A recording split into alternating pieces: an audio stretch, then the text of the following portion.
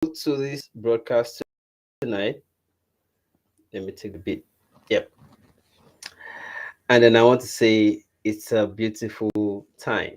So let's get started. I don't really want to waste time. So Peter Obi and the green energy question. Let's start by saying I am not here to abuse anyone. I am a citizen of Nigeria, just like many of you others are citizens of the same country, Nigeria. We are all looking for a better country. Some of us have also proposed whether we divide it so that we can have efficiency in the unbundled country. Some of us are also saying, well, while we are yet to achieve that, we should still continue to struggle to have the best while we are still here until we have the unbundled country. Now, there is a video I want you to see. Okay?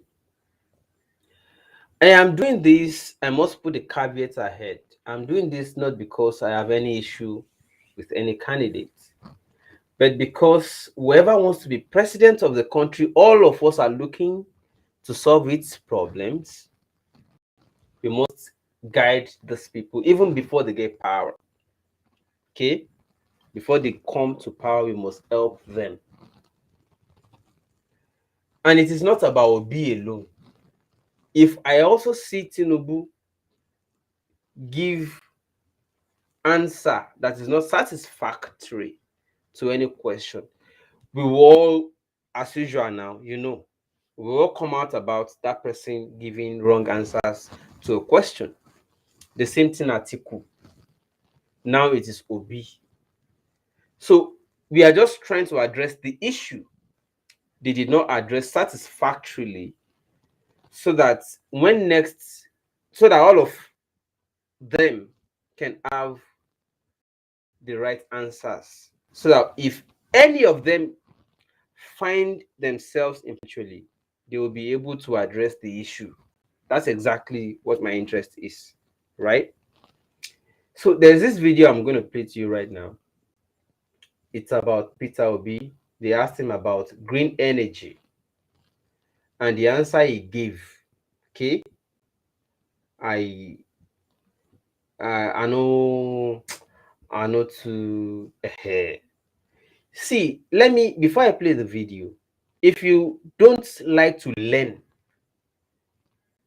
and if you no get interest in knowing knowledge, if you be mojo fire, mojo abuse people, you be, I beg, just come out. This broadcast is not for your type. Just leave. This is for people who want to learn. It's not just the candidates alone. We are all learning. We are all looking for solutions to our national problems affecting all of us. So I beg. Somebody is saying audio no work. Is my audio not working? Somebody said it's working. So Ibukun Amuson, please check. Audio is working according to other people. So I beg you, if you be person wey be say the only reason you join live broadcast na to abuse people, I beg, comot. My mouth no go. We are here to learn something that will benefit all of us. So let me play the video and let us. It is not to abuse Obi. It is not to abuse him. It is not to jab him. It is just to say, oh, this is one of the issues facing us, and you presently do not have the answer to it, but we want you to have the answer in case you find yourself in that office, so that if he knows it, it will help me too. It will help my families in Nigeria. It will help everybody. So let me now play the video, right? Let's listen. Okay. I am Akeem Adenuga, tweeting from Ibadan, Nigeria. Sir, I would like to ask you, what do you think about the Green Energy Initiative the current APC administration signed Nigeria up to, considering your policies intend to pursue aggressive production and industrialization? I didn't understand you. Can you help me? Sure. This is a question from Akim Adenuga. He's tweeting from Ibadan in Nigeria. And what he's asking is, I would like to ask, what do you think about the Green Energy Initiative that has been administered by the APC administration, considering your policies to pursue aggressive production and industrialization in Nigeria? Quite frankly, you know, there has been a lot of talk about green energy and climate change and everything. I'm not very vast. I've read a lot about them, and we will all consider it in whatever we're doing. But quite frankly, I'm going to be aggressive in other areas than in some of the things that are coming out on the issue of climate change. We're going to deal with it. We're going to give it attention. But these things are not more important, as important as securing the people, because you can't be talking about climate change when people are taking cover from bombs.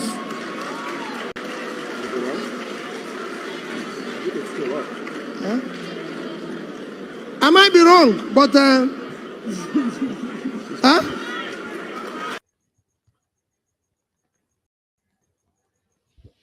Yes, Okay. answer. Carry on. Let me quickly address that. Even he knew that he was wrong. Okay? And he admitted. So I will not really fault him. The only aspect I would fault him is that climate change is not a new topic. And it is not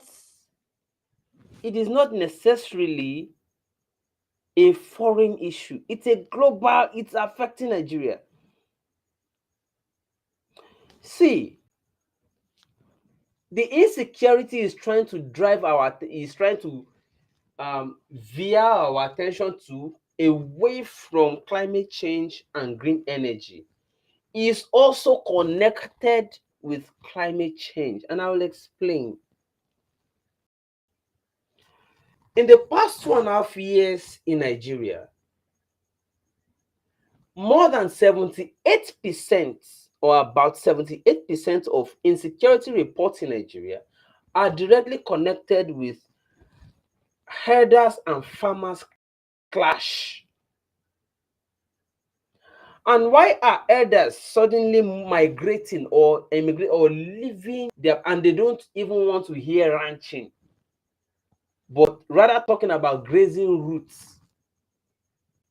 It's because of climate change.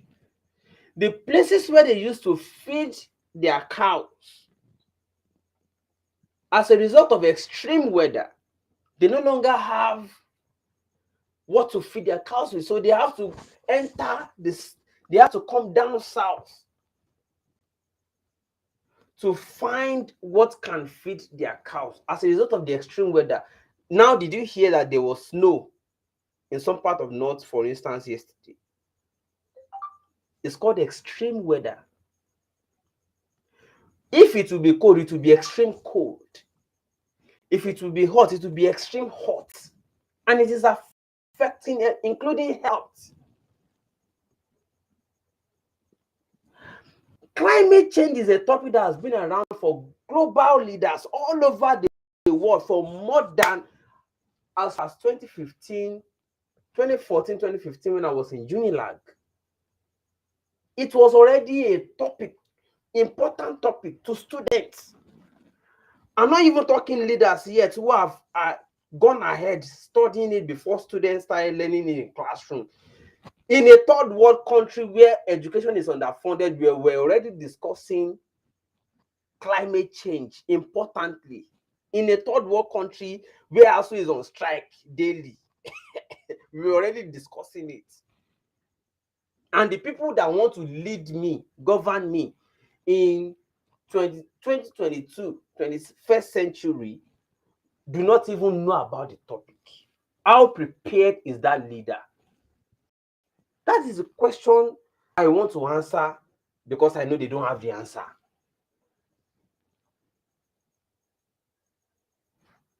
I'm bringing the topic home. Just follow me. Oh. Just follow me. Oh. Now, I am not here to condemn Obi. I like him for owning up that he does not even have idea about the topic. I like him for that. So let us just come to the topic itself. What is green energy? And how does this solve it? Nigerians are not ready. Okay, so now green energy means anytime you hear the word green, maybe you hear green revolution, green solution, green environment, green energy, green anything. Anytime you hear the word green, it simply means whatever eliminates hazard or environmental hazard impact is called green. I'm just trying to break it down to layman's understanding now. When you drive your car or when you fire up your generating set, there is, of course, carbon emissions, right? Anything that helps you to eliminate emission, which has multiple, environmental hazard or impacts, is called green. Now, there are so many renewable energy sources called green energy solution. Okay. Number one, solar. And we have it extremely abundantly in Africa, in Nigeria.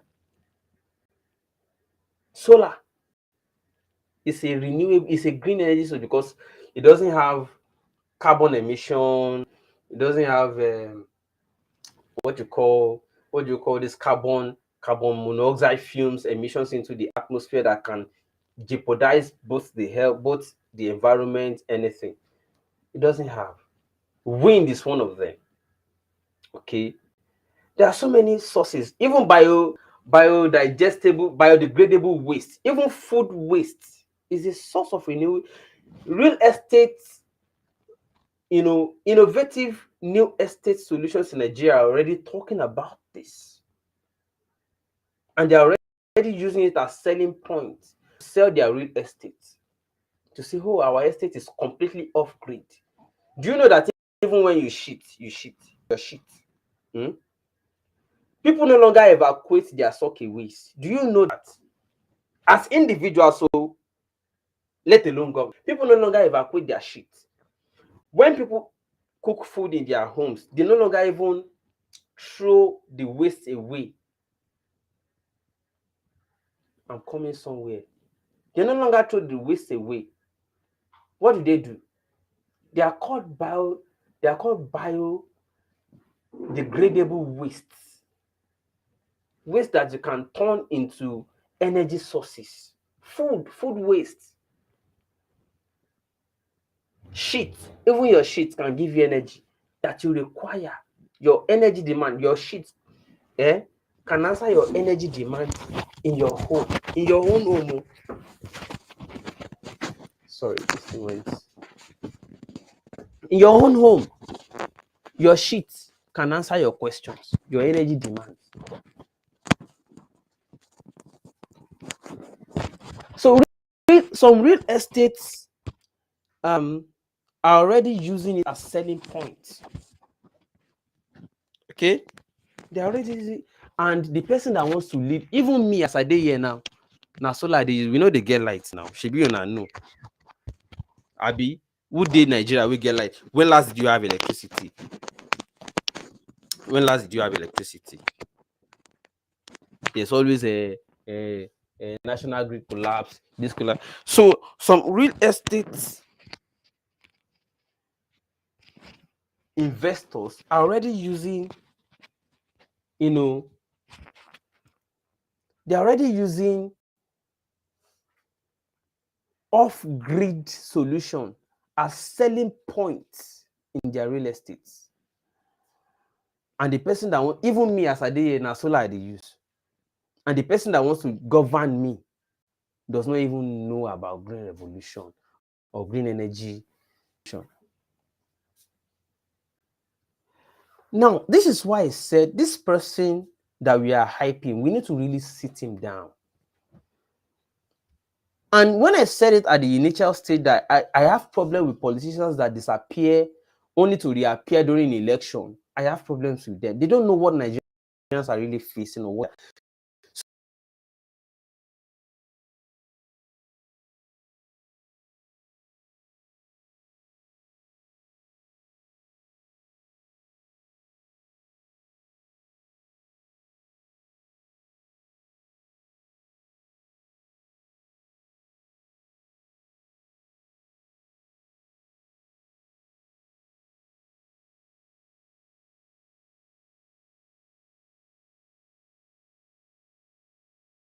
They are attacking my network. I know them. Now, waiting they do. You know, so it is very simple.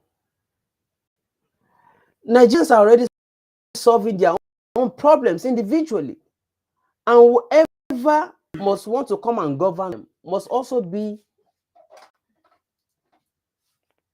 already in that realm. That's why I have problem with people who just come every 4 years to come and contest without knowing what Nigerians really need. I have a problem with it. There is no leader in the world that has never heard about climate change. I don't know. I have never seen.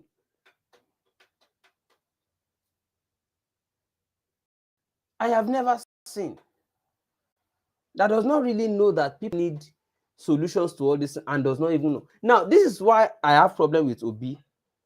He went to Egypt to go and study the pyramid and all these things and how to. That is why I call him somebody who invests backwards. His investments are, for instance, now, if he comes to install the Egyptian solution and he will have a share in it so that even after leaving power, they'll be paying to him some commission for bringing them to Nigeria and all of that. In the next 10 to 15 years, whatever he installs would have been obsolete. Already obsolete. And will now start rushing again to catch up the rest of the world with renewable energy. The same way the investment he made in Anambra, the investment he did in Anambra, the values are already gone because he invested backwards. See, that is why I have problems. You have somebody who has solutions into the future. You ask him to go and start from local government.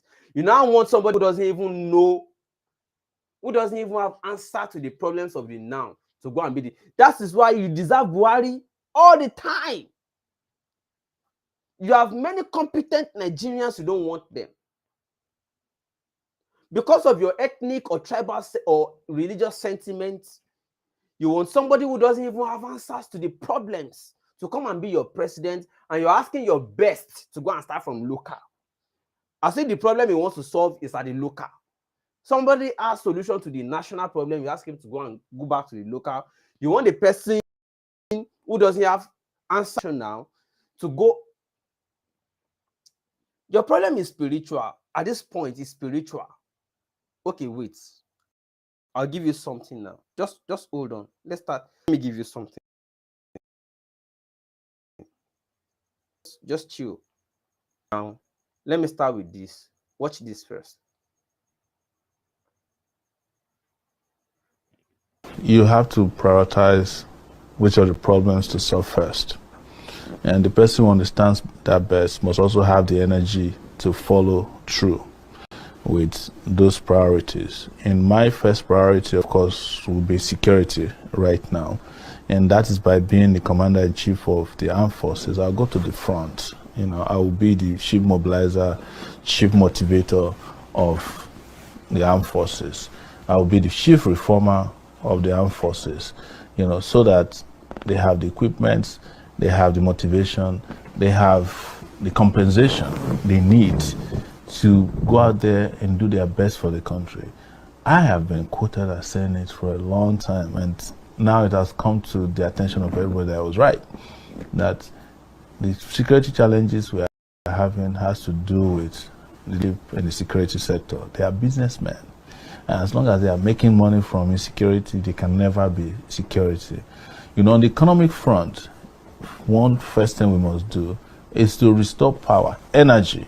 You know, you cannot make progress as a country if you don't have electricity that can be switched on and off.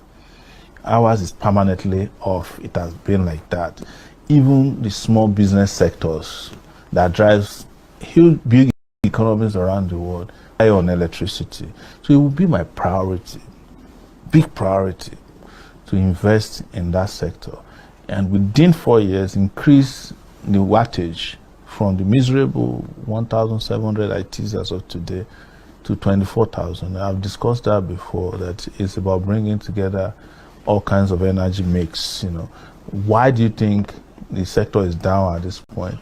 Gas is not being fired to the turbines that needs them in a lot of these electrical plants that are in place now. Why would anybody build electrical plants and not make provision for how it gets gas? You take your gas that is available to Europe to go and sell, the one that is needed at home, you starve them of gas. But beyond just gas and hydro, what else do we have? We don't have solar in the volume that is needed, and we have space to have solar farms all over Nigeria.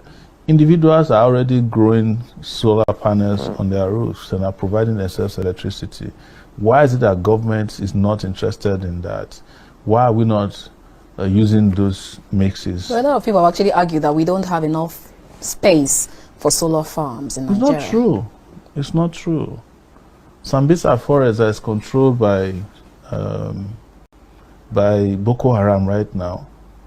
It's bigger than several states combined together. Do you know that? So how about we start by putting solar farms in Sambisa Forest instead of ceding it to terrorists to be tormenting the entire populace with it? It's not true. We have enough land space to grow solar farms and grow crops as well. But both can also assist each other, because what solar farms can do is to also provide opportunity for real modernized agriculture in a way that crops can be grown on the soil and crops can also be grown off the soil. Yes.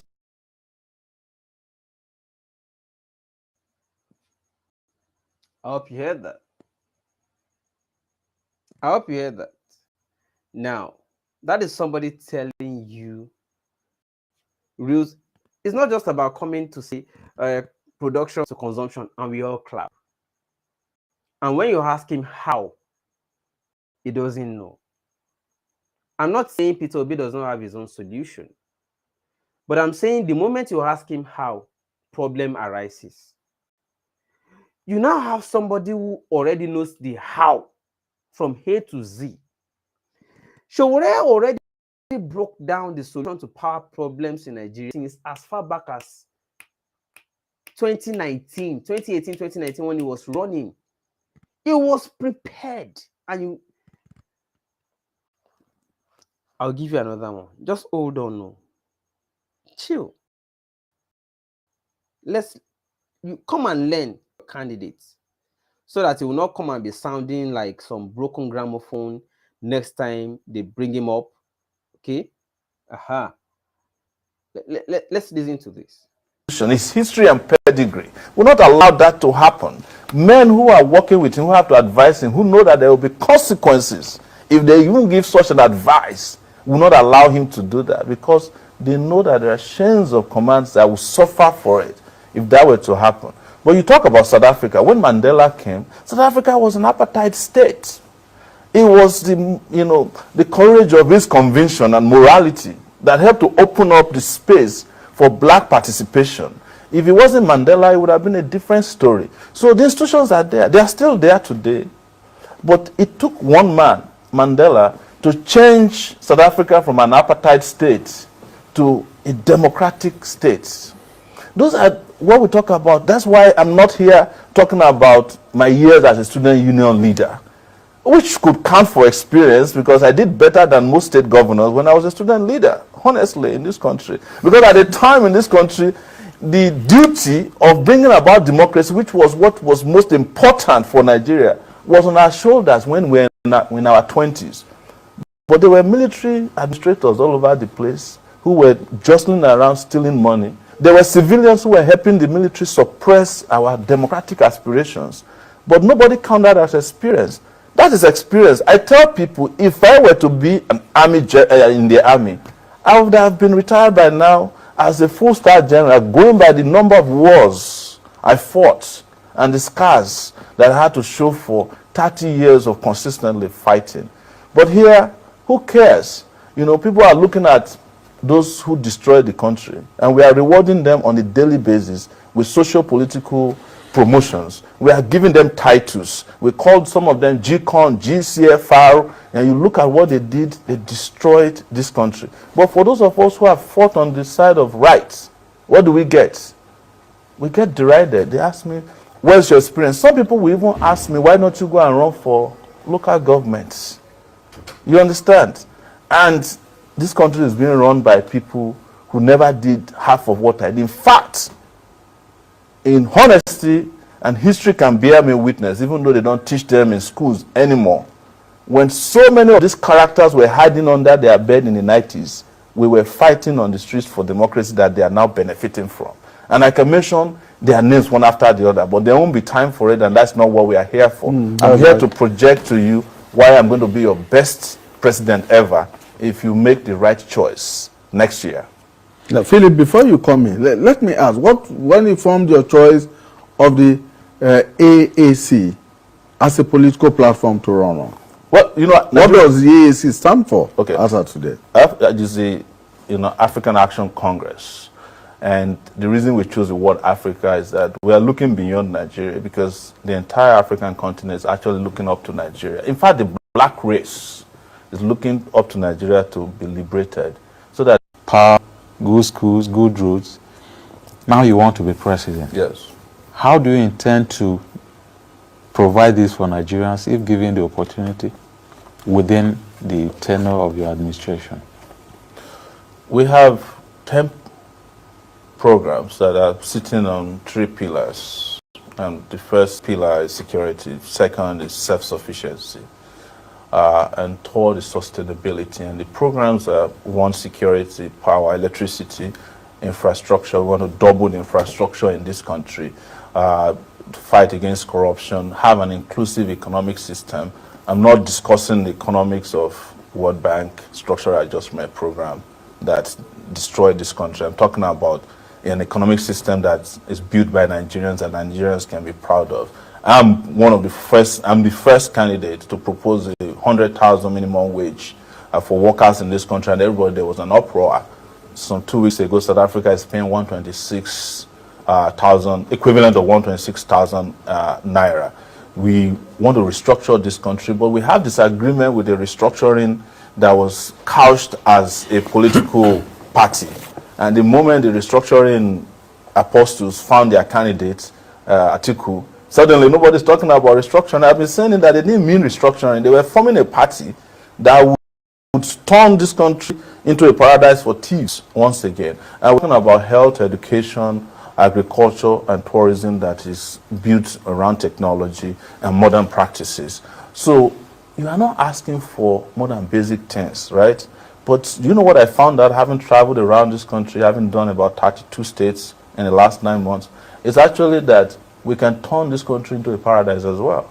There's no big deal about it. We can move our electricity supply from 3,000 megawatts to 24,000. Using solar energy alone, you can do 4,500 megawatts.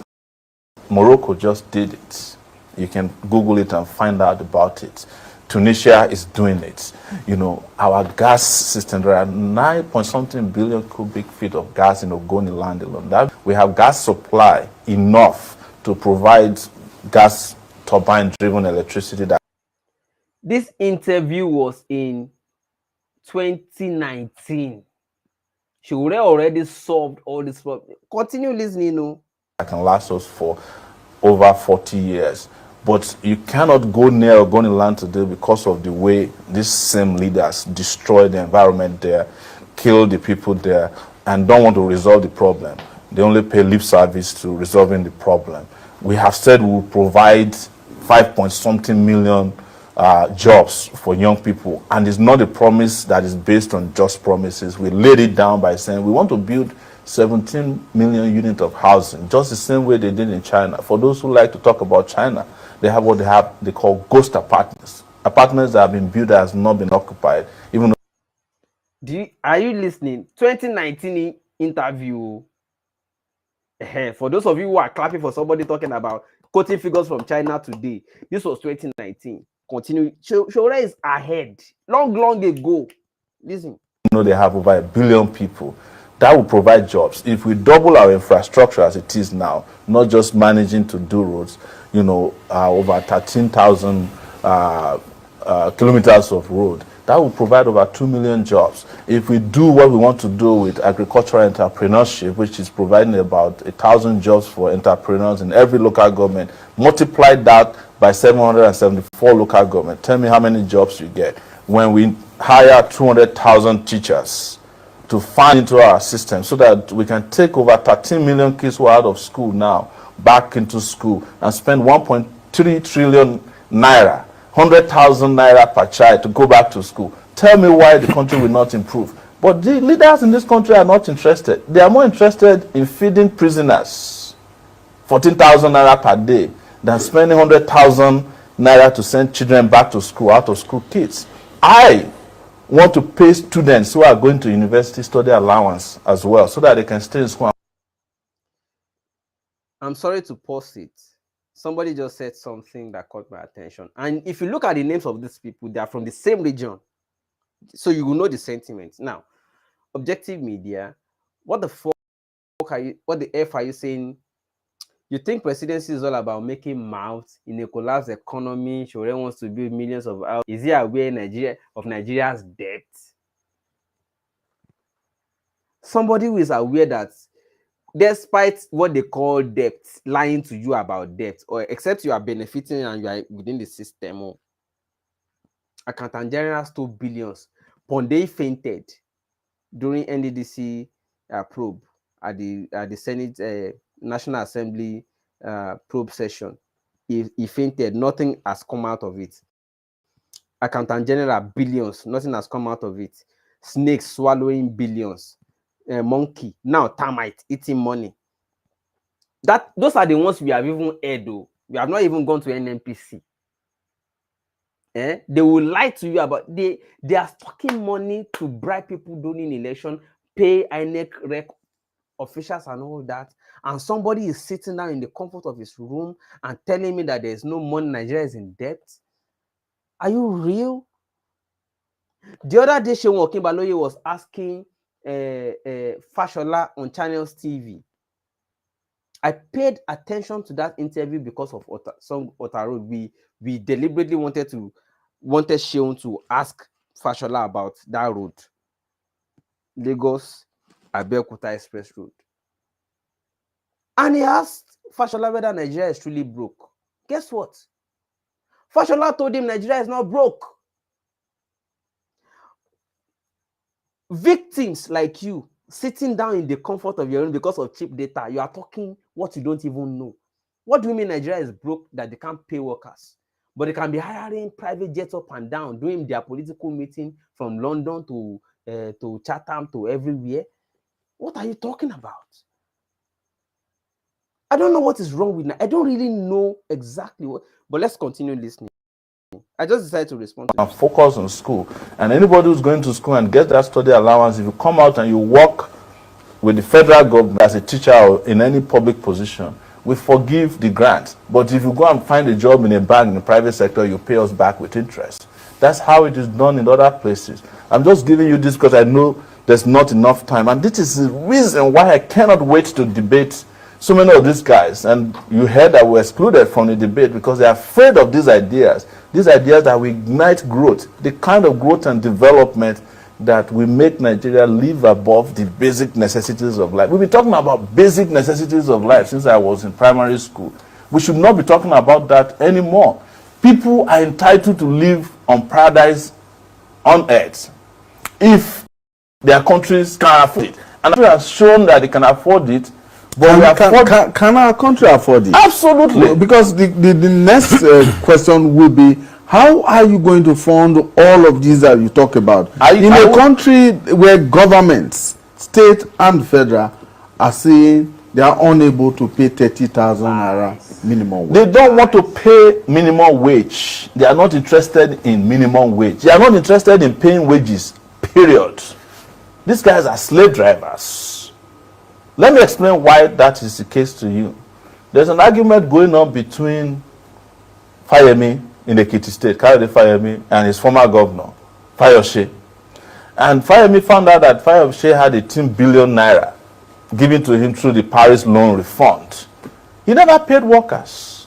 Why? Because they needed the money to do elections so that he could put his puppets to cover up his behind for him.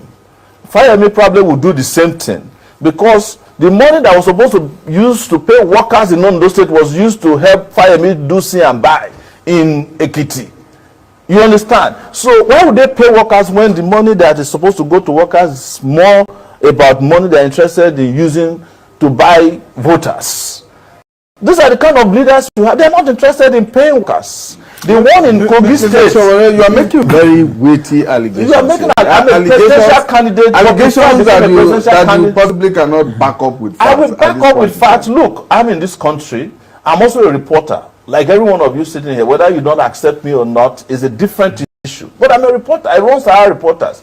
I have backed up all. In fact, so many of the allegations that went to court now that they are trying in court, they first of all appeared on Sahara Reporters. So I'm not lying. I'm not lying that there was Paris reforms that were stolen by governors. There was a governor in Zamfara State, and this is not an allegation, who was given Paris reform and he went and bought homes in America with it. I went and obtained the pictures, I obtained the documents I wish he bought homes with.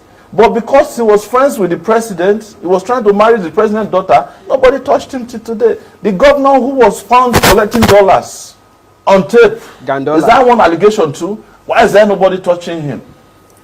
So these are not allegations, we have facts on the ground. But instead of trying the governor, you are running after the reporter who exposed him and claiming that it's fake tapes. Mr. Ore, yes. You are an activist, no doubt. Yes. And there's nothing wrong with activism. No, there's nothing wrong with it. Yes. Some of us are too. Yes. Why do you think people don't take you serious you think in this race? You think people don't take me serious? No, the perception outside there. Does it make it look as... So here is where I will ask you for the facts. Yes. Where do you get the facts from that there's a perception that people don't take me serious? I interact with people in the community. But your personal interaction is not enough. It's not empirical enough. It might be that you have a bias for the people you interact with. No, the question if I wasn't asked, taken serious, yes. Why do you think they don't want me to be in the debate? Because of the part of the lack of seriousness they think of. Lack of seriousness? And you think Buhari is serious and Atiku is serious? You tell me. No, but beyond that. No, we are having an argument. We are journalists. Yes, beyond your activism. No, beyond your activism. Beyond my activism, yes. I just read to you my educational background. I attended the University of Lagos. Good one. Yes. I have a master's degree. Yeah. Can you allow me to ask the question? Yes, go ahead and ask the question. Beyond your activism. Yes.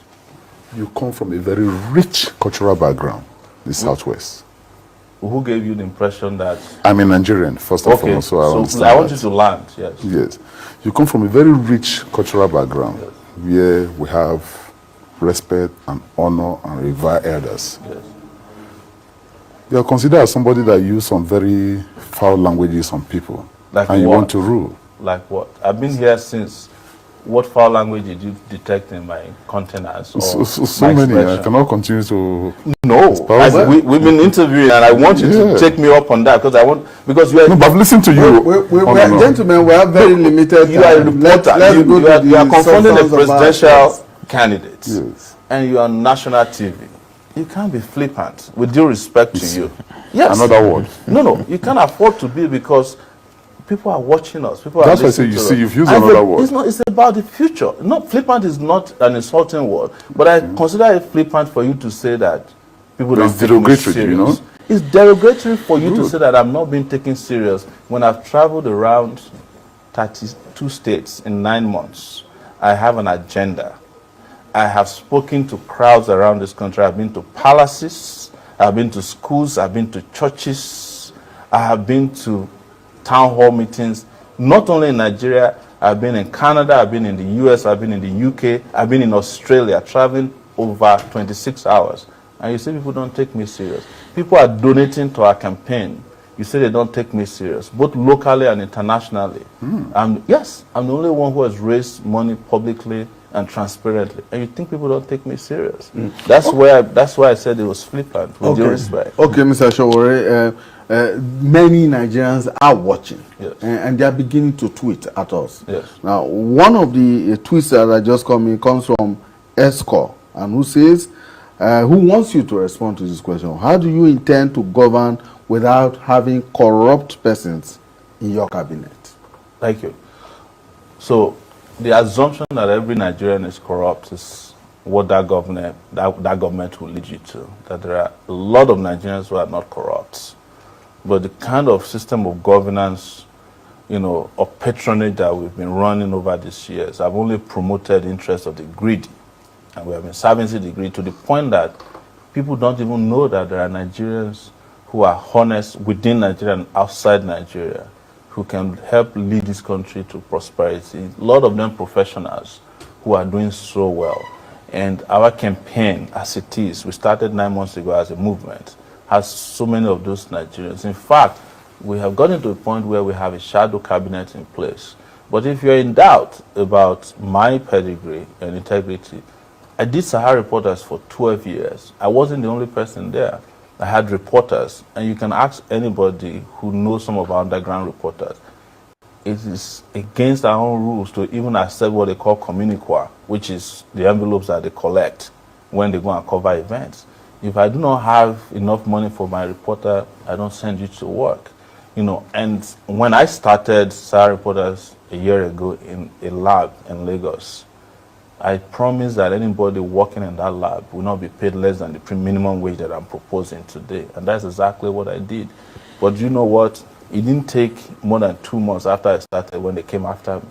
They seized the money through a law court in Ilorin. The Senate president seized the money. Of course, I just won the case in the Court of Appeal, and then we're waiting to get out our money now. So, and that leads me to your question about cultural respect.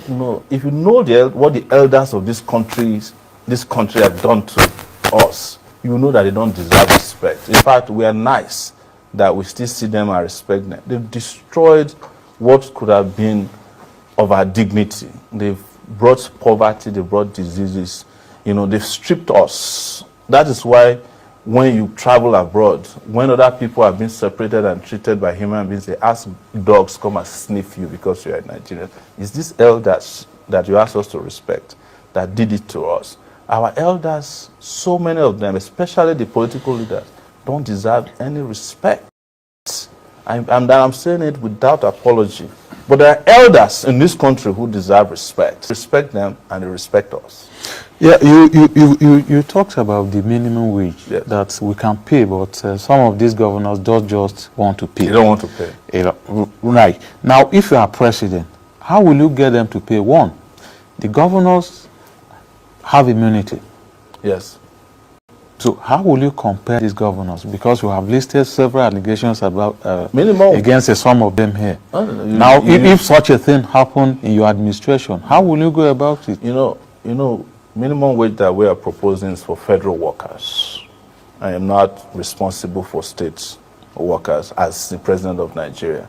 But I will do everything I can. Yeah, what will you do at the state level? So I will do everything I can to help push for payment of wages for workers. You know, there's a difference between minimum wage and a living wage. What I'm proposing is a living wage for workers. So it's to put pressure on these governors and help let everybody know transparently how much they're getting. You know, listen, as we're sitting here today, you can never hear that a governor failed to pay himself the security vote and in any month. It has never happened before. And these security votes are in millions, in some cases billions of naira. Almost 50% of what the minimum wage of workers are in those states. You know, I would work towards a legislation that will abolish security votes, because that's slush funds that are not accounted for, that if they were accounted for, there will be enough money to take care of the minimum wage of workers at 100,000 naira per worker. Let me explain to you how much it will cost us. We've done our calculation. And it's only going to cost $1.5 billion to pay this minimum wage. But it will grow the local economy so fast and so well that our GDP will grow astronomically. Because the people at the top who are earning the highest in terms of allowances and salary, when they get paid, they take the money out. They go to Dubai, London to go and buy houses. When the workers, regular workers, get paid, they send money to their children, they spend money in schools, they send money to their parents. So minimum wage or living wage is a wage that is retained within the country. But here we are, talking about minimum wage of 30,000 naira, and our senators are taking home 13.7 million naira as allowances every month. Do you know that it takes 2 years of a PhD holder, a professor that has been working for 14 years, it takes them 2 years of salary at 450,000 naira per month to make the allowance of a senator? In 1 month. In 1 month. Yes. Yes, Rashid Abudu, this is live, because for those who are asking whether it's a live show, I'm only playing back what happened as far back as 2019 to tell you a man who was readily prepared. That people are asking him to go and put all this amount of volume of energy to go and start at world level.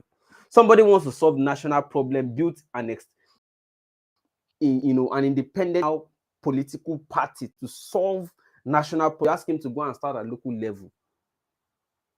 But the people who have no quarter of this idea, they say because they have been 2-time governor, 3 times governor, 10 times governor, without solution, should go and be president. And you want to put your best on there and put your worst on top. That is the reflection of what Nigeria presently is. I'm telling you, that is our reflection. You want to put your best on there, put the worst on top, because it's from your region or religion. Let's continue to listen. If you are earning minimum wage of 30,000 in Nigeria, it will take you 30 years to make the salary of a senator in a month.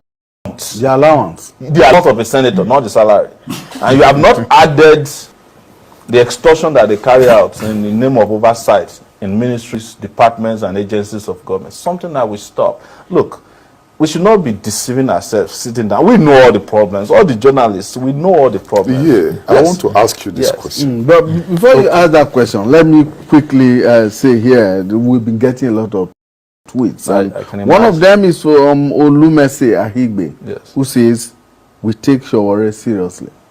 Yes, I'm surprised that our colleague said that people don't take me seriously.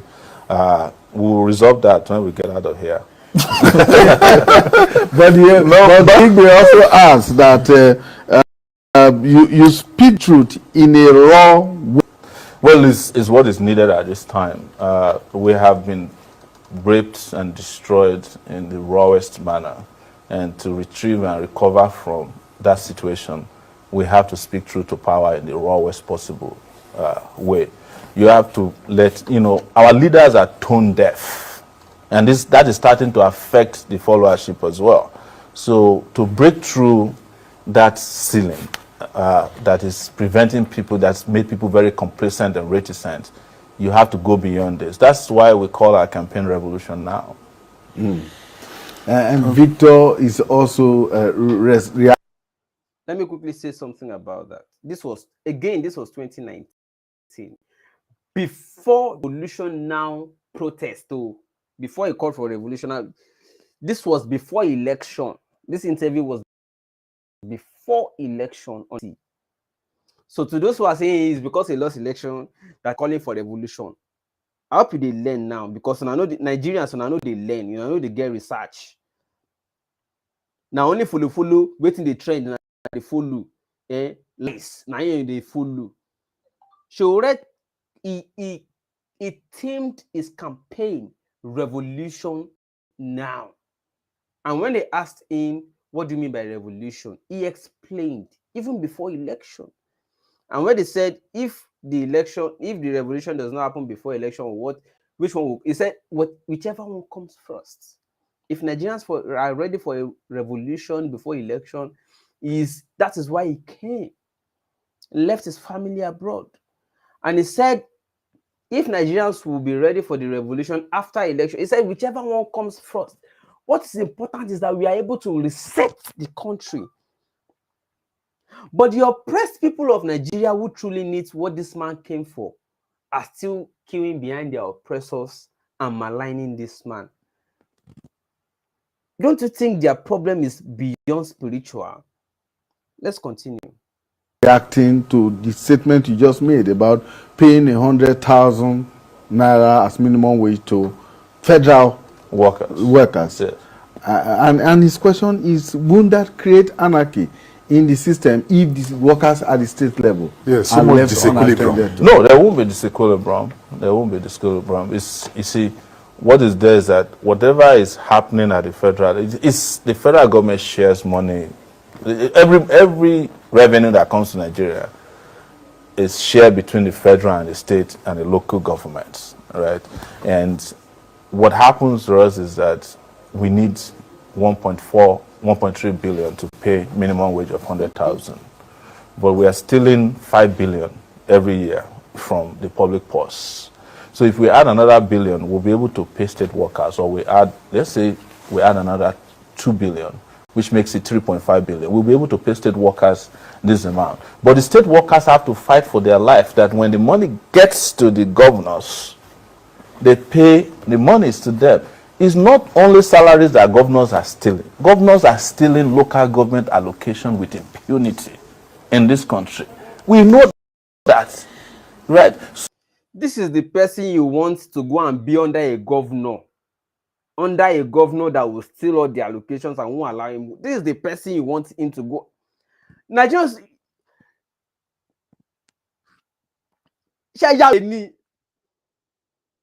so you cannot continue with, so it's up to people to also not vote for thieves as their governors. You have to look for a Showore in your state as well and vote for him in the next election. Look for a Showore as a senator. Let me tell you, the other day I was asking that we abolish the Senate and have a unicameral legislative system. There was an uproar in the country. A few days ago, some senators and I think House of Rep members gathered together that they are looking for a parliamentary system of governance. What is the parliamentary system of governance? It's pretty much a unicameral legislative system. Where do you think they are coming from? Huh? Where do you think they are coming from? Because the ideas that I have been speaking to is beginning to percolate into the system, because people are following me and they are looking at it and saying, this young man has got great ideas. Due respect, senior journalist, I was the one who proposed June 12 as Democracy Day. Today now, I heard the other day that the House of Reps has already passed a law that will make June 12 Democracy Day. And those were the ideas. The people who have no idea are stealing idea from this man. Yet, the oppressed Nigerians who need this man the most are asking him to go and be a local government councillor first. If he is local government councillor, who will be your governor? The one who will be complaining about for the next 4 years again. And who will be the president? We fought for when we were young. So it's coming from the understanding that the bicameral legislative system is too expensive. The main question I wanted wasteful. to ask you earlier, Yes, is you've proposed so many things you want to do. yes. Minimum wage, Yes. infrastructure, education, and so on. Just a few days ago, one of the governors, as a matter of fact, the chairman of the Governors Forum, came out to tell the nation that the president told them that the economy is down. Nigerians should wait and expect more hardship. And now, you are contesting. If you win with a very tattered economy, how do you intend to cope or actualize all the things you are putting together? With a lot of external borrowing by state and even the federal government. You know, nothing is as bad as deception. You know, this is the same country in which they said through the Federal Inland Revenue Service, they said they've made 5 trillion naira in taxes. Is this correct? That's what they said. Yes. What is Nigeria's budget? Nigeria's budget, 8 something. trillion. That means that from FRS alone, you've covered a huge percentage of your budget. More than 60%. Exactly. This same year, $320 million was returned from Abacha loot into, that wasn't budgeted for. So that was in 2019. No, they don't bring another one again this year. We don't recover another one. Abacha loot never finish. Abacha alone, no, the loot of Abacha alone for over a decade we they recover. They know they put on for body. Where they go? This year, this interview was 2019. This year, 2022, they don't give us another tranche of the recovery. We will continue. Extra money, right? Even JAMB said they made money this year. Trillions. No. The Port Authority claimed they made money. EFCC said they recovered over 500 billion naira from people who stole from the past. So who is lying to who? You see, they are telling you. You've not come to the oil sector. I'm not going to go there because I'm talking about areas that are not where we naturally get funding from, of course. Revenue from oil sector, I'll go to that later. Because, for instance, the Minister of State for Petroleum Resources said that Nigeria lost $60 billion to a particular law that was supposed to apply to oil wells that was of a certain depth. They gave them about 10 years of grace not to pay royalties. Now the 10 years is passed. So they are supposed to pay royalties, and from those royalties, we're supposed to get $60 billion. That's just from one law alone. But because nobody is out there in control of the economy of the country, there's no leadership. With due respect, this country is without government. We only hear from government when things are failing. You don't hear from them when things are going well. But guess what? These same people who are telling you that the economy is going down, when it's time for the election, money will be popping out from everywhere to buy voters. Bullion vans, River State money. Did you see the presidential primary in PDP, where Wike thought he was going to be the flag bearer? All River State money. If you see the number of vehicles they lined up, SUVs, that they went to buy for just that purpose alone, they dead cars, ready to pay delegates. Dollars, they rain. Like, if those money were invested in creating infrastructure and building factories to create employment in River State alone, what is Dubai? The same thing Lagos, that man you are all worshipping in Lagos State, preparing for presidency since the past 15 years, installing senators at every senatorial district in almost every state across 36 in Nigeria, installing governors. If those money stayed in Lagos and we are developing Lagos, what is Dubai? The money Nigeria spends on politics, if they were spent on governance, and somebody is telling you this is where we should go, and you are abusing it, your future is gone. Because continue to listen. Because the money that's supposed to be used for the development of the country, they are hiding it somewhere for election day. That is the crime that leadership is in this country. And that is why Nigerians must open their eyes and ears to those with fresh ideas and get rid of these dinosaurs whose only way of governing is excuses and more excuses and more excuses. And you might say that maybe my language is tough, but this is the time for it, for us to keep speaking the raw truth that can breathe life into a future that we desire in this country, because our children need it very badly. Yes. Let me just, because we have very limited time left, this tweet is coming from Prince Emenike, and he's asking, he likes your boldness, but what he says, what is your grassroots support base like the 36 states of Nigeria, and how do you want to win? Because in Rivers State, he says, in Rivers State, they have never seen your party campaigning. Oh, well, that's not correct. In Rivers State, we have representatives. In fact, I'm heading to Rivers on Thursday, so you can meet me there. I just came from Uyo yesterday in Akwa Ibom State, and the reception was massive. The thing is, you have to differentiate between organic followership and paid pipers. You know, people who are hired because of how the economy has been destroyed to come and say, you know, yes, sir, to the political parties. In political parties in our underground investigation, when two political parties are coming into town, the same people go to the same rally, you know. Anyways, guys, let me not bore you by playing the entire. Some of you have seen it. If you have not seen it, or if you have seen it before and you have forgotten, I just decided to bring it back, you know, to your consciousness. See, there is no question they ask.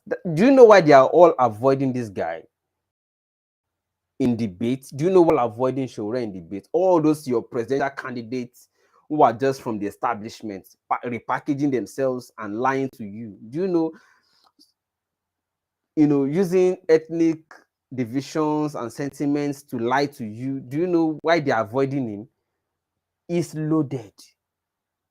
And they are giving their data boys, they give data allowance money to some people to sit on laptop all day, to be telling him, go and start from local government, and go and change your hairstyle. You don't look presidential. Your hairstyle is. And the question is, the people you have put to go and start a local government, and what is the outcome from their party? Because they know how they corrupt them. The people who have looked, like I was telling somebody the other day, you are accusing Shore of cutting dollars. What's wrong? Is it a crime? And if he's cutting dollars, your own presidential candidates who babs the whole thing and you know goes on skin cuts. Do you know why it goes on? It's because they no longer have hair on their head. Otherwise, they wish to cut Shore's hairstyle. So they are only in cap, you know, to cover the secret of their head. They no longer have hair on their heads. But they are paying data boys, the people whose future and destinies they have stolen, to go and be attacking Shore for cutting dollars. What's wrong with that? So when you see people making such comments, they are data boys for the people whose brains and future and destinies have been stolen by their oppressors.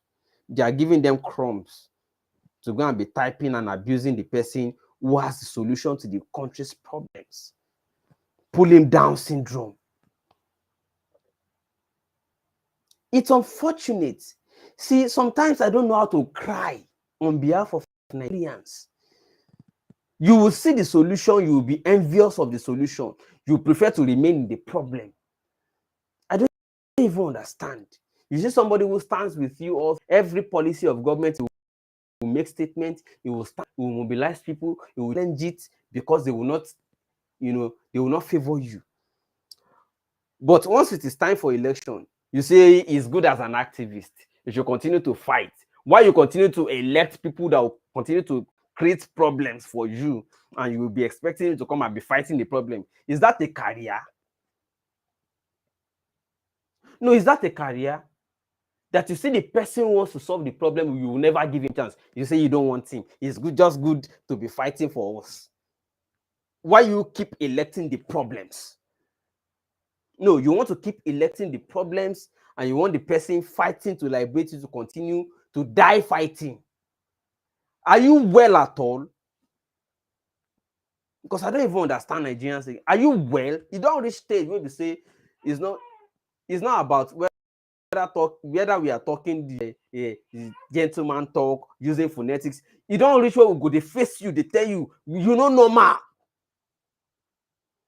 Because person go begin well the day when you know say you know normal. Now only person waiting say you normal, when the you know normal, they always say you normal. But the day when they begin prick your conscience, in fact, they begin ask you whether you they think calm, whether you didn't normal. Now that day you say, that day you go begin eat, you go begin get healing.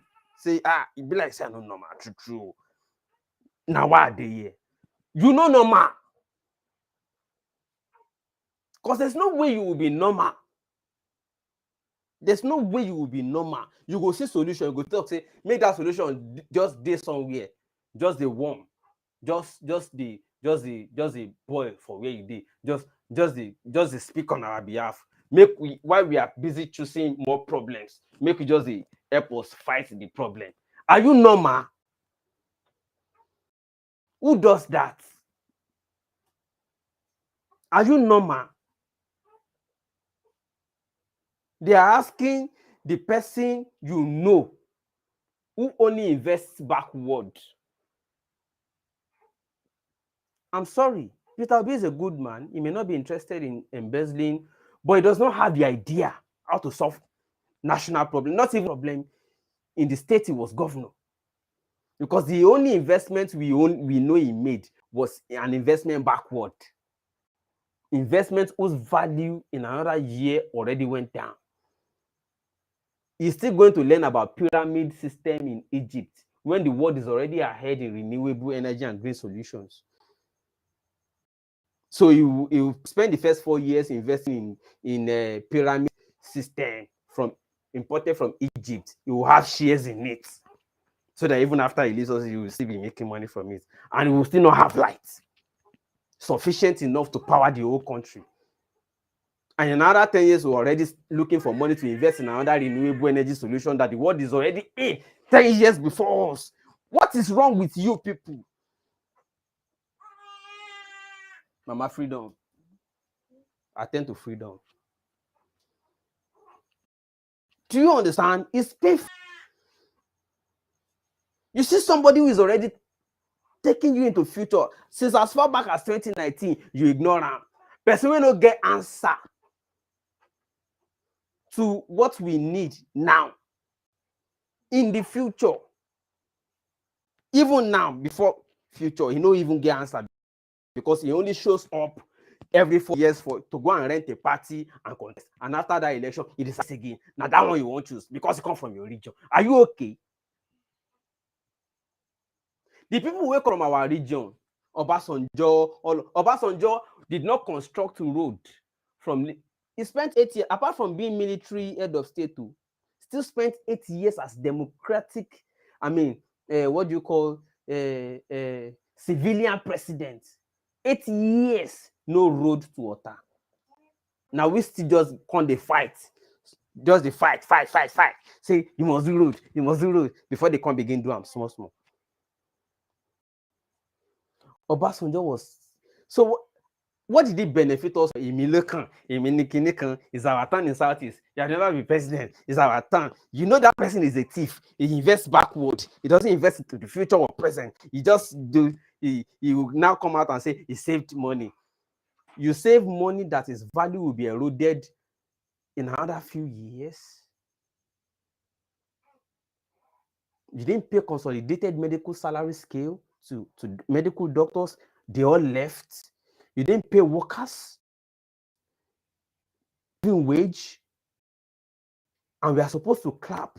And they are asking you about renewing climate change, renewable energy, a topic that has been important in the world, in the globe for over 10 years, and he has no idea about it, and we should impose it.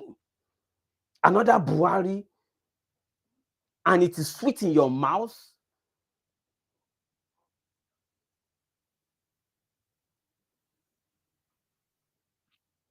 Are you guys redeemable at all? Like, are you redeemable? Because I don't understand.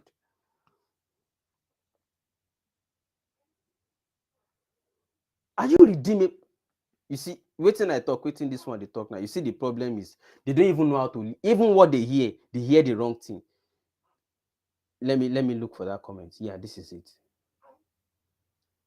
You say you call Obi a thief. Please prove it. Did I say Obi is a thief? I said he invests backward. That's what I said. You see, they don't even know how to hear what they hear. Nigerian leaders are not necessarily, because they are manipulating, they are exploiting the inability of Nigerians to even adapt. That's what they are doing. I said he invests backward. He doesn't invest into the future. Not even into the now. He invests backward. At the moment you put the money now, boom, you'll be proud that you put money in, and in another 1 year, the value has gone down because the world has moved past what we're investing in. They are talking green energy. You are still looking into Egypt. Oh boy, I don't know anything to talk about Nigerians again. I don't tire. They don't get sense. I'm sorry, not everybody, but they know themselves. I don't even understand. As somebody invests backward, and when it comes into power, it may also be investing backward. The solution is looking into from Egypt, in another 5 to 10 years has already expired. We'll start looking for money to invest into to catch up with the rest of the globe again in terms of energy solutions. That's what I said.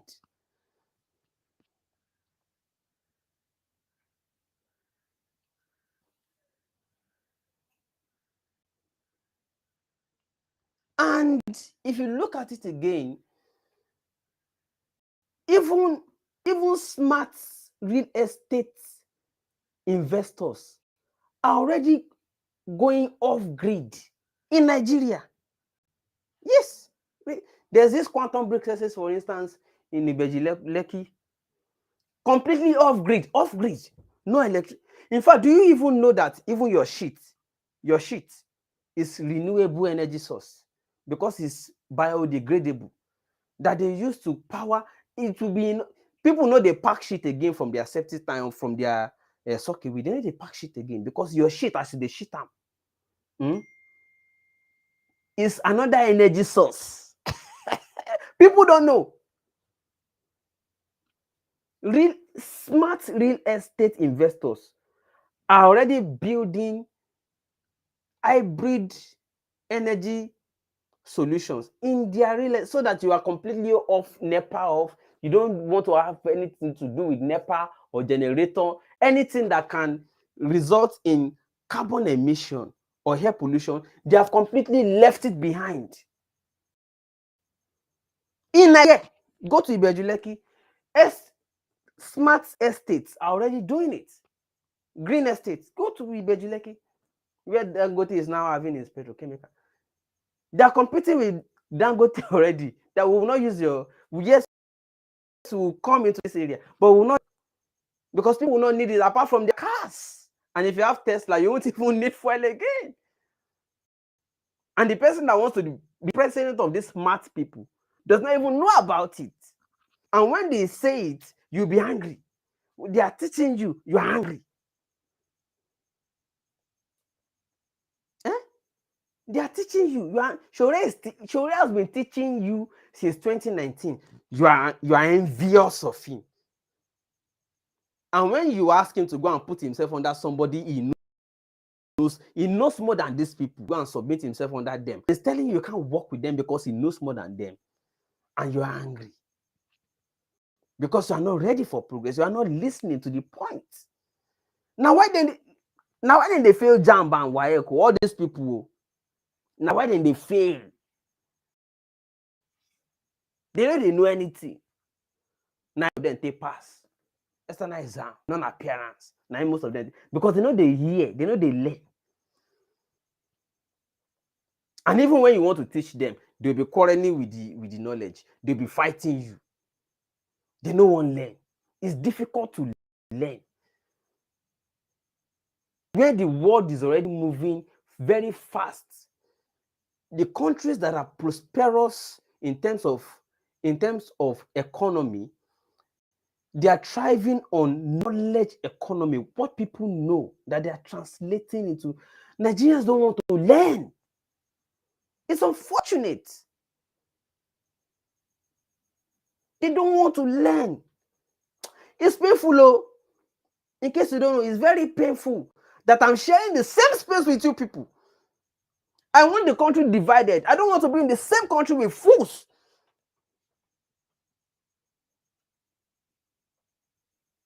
I'm sorry if you feel embarrassed. Now it's because of how I feel. It's painful.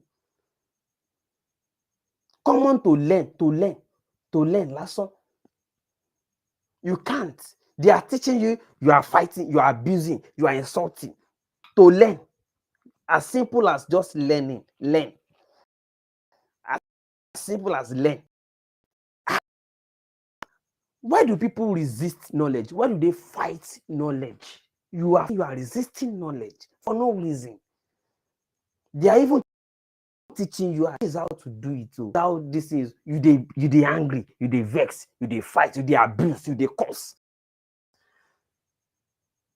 You won't take progress with that.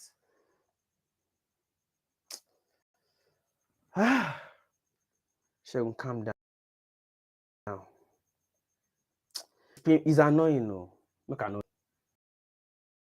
The thing they pay me gone.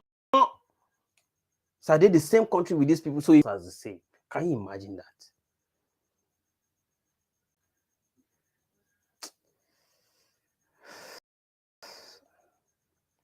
They come. You have to prioritize which problems to solve first. And the person who understands that best must also have the energy to follow with those priorities. And my first priority, of course, will be security right now. And that is by being the commander-in-chief of the armed forces. I'll go to the front. I will be the chief mobilizer, chief motivator of the armed forces. I will be the chief reformer of the armed forces, so that they have the equipment, they have the motivation, they have the compensation they need to go out there and do their best for the country. I have been quoted as saying it for a long time, and now it has come to the attention of everybody that I was right, that the security challenges we are having has to do with the leadership in the security sector. They are businessmen. And as long as they are making money from insecurity, they can never be security. On the economic front, one first thing we must do is to restore power, energy. You cannot make progress as a country if you don't have electricity that can be switched on and off. Ours is permanently off. It has been like that. Even the small business sectors that drives huge, big economies around the world rely on electricity. So it will be my priority, big priority, to invest in that sector. And within 4 years, increase the wattage from the miserable 1,700 ITs as of today to 24,000. I've discussed that before, that it's about bringing together all kinds of energy mix. Why do you think the sector is down at this point? Gas is not being fired to the turbines that needs them in a lot of these electrical plants that are in place now. Why would anybody electrical plants not make provision for how it gets gas? You take your gas that is available to Europe to go and sell, the one that is needed at home, you starve them of gas. But beyond just gas and hydro, what else do we have? We don't have solar in the volume that is needed, and we have space to have solar farms all over Nigeria. Individuals are already growing solar panels on their roofs and are providing themselves electricity. Why is it that government is not interested in that? Why are we not using those mixes? Well, a lot of people actually argue that we don't have enough space for solar farms in Nigeria. It's not true. It's not true. Sambisa forest is controlled by Boko Haram right now. It's been several states combined together. Do you know that? So how about we start by putting solar farms in Sambisa forest instead of ceding it to terrorists to be tormenting the entire populace with it? It's not true. We have enough land space to grow solar farms and grow crops as well. But both can also assist each other, because what solar farms can do is to also provide opportunity for real modernized agriculture. All right, guys, thank you so much for the time with you. I got to go now. Talking about renewable energy, lasting housing that will not break down, that will not, and will be in the prime location, the future of Lagos and the future of West Africa location. Next investment hub in Lagos, in Africa and West Africa, and rest of my non-money disruption or whatever. And it's also cheap, 10 times stronger. Also talking about being off-grid. The same topic about, green states. Listen to this information. I'm gonna see you another time.